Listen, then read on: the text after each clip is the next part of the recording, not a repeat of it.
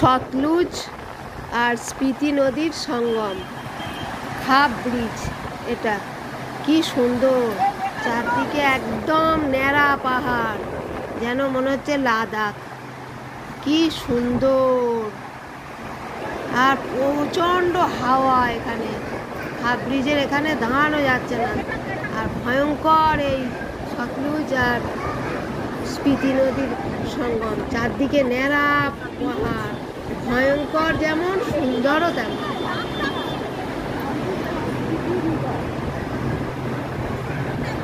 অপূর্ব সুন্দর।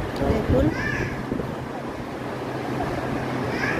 এখানে যেতে পেরেছি, নিজেকে সৌভাগ্যবান মনে করি।